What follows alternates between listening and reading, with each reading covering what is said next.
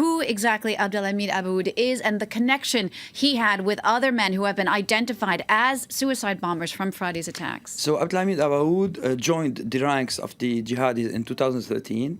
He started as a regular jihadi. The first footage of him that I told you I worked on, we saw him dragging corpses behind a pickup car, and then there were reports that he had some kind of responsibility in the region of Deir ez-Zor in eastern Syria as a sort of military commander of a small group of foreign fighters.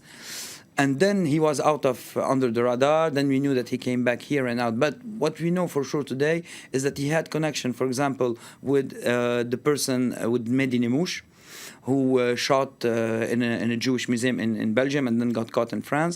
We know that he had connections also with the person that attacked the Thalys, the train between Amsterdam and Paris. He had also connections with the person that tried to attack a church in Villejuif, a failed attack too. And there was a French jihadi that was caught coming back from Syria here in France last August, the 11th of August, and he talked about Abaaoud, and he said to investigators that he heard about plans to attack cafes and nightclubs here in France. So he has real connections on many levels, and this is why I was telling you that I guess that the authorities would have liked to have him alive more than that. But those kind of jihadis are much determined, and they go for it till the end, and they want to die fighting, and that's what happened. Now, there were 8 suspects who were also seized during that raid yesterday in Saint-Denis, the suburb just north of Paris. What's the likelihood? What kind of information might we hope to get from the interrogations of those suspects? It depends. It depends on which level they are implicated in what happened. We know that, for example, the person who rented his apartment got arrested. But did he know what was planned?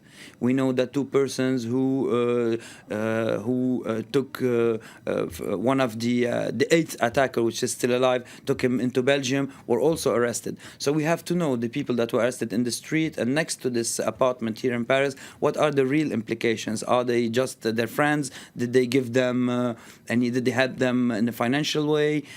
We don't know yet. The investigations are ongoing, and I guess that now that the authorities know that Abaaoud is dead, I guess they will give more details about the investigation, knowing that if we have to remember that if at least 8 people were involved directly in the attacks, and the French authorities are talking about this crew that was arrested yesterday when Abaaoud died. It's another crew. We have to know they have a logistic crew behind them, which is as much big in numbers as the attackers. So we have to imagine that there's a real web behind them of at least 10 or 15 people that are involved in a way or another.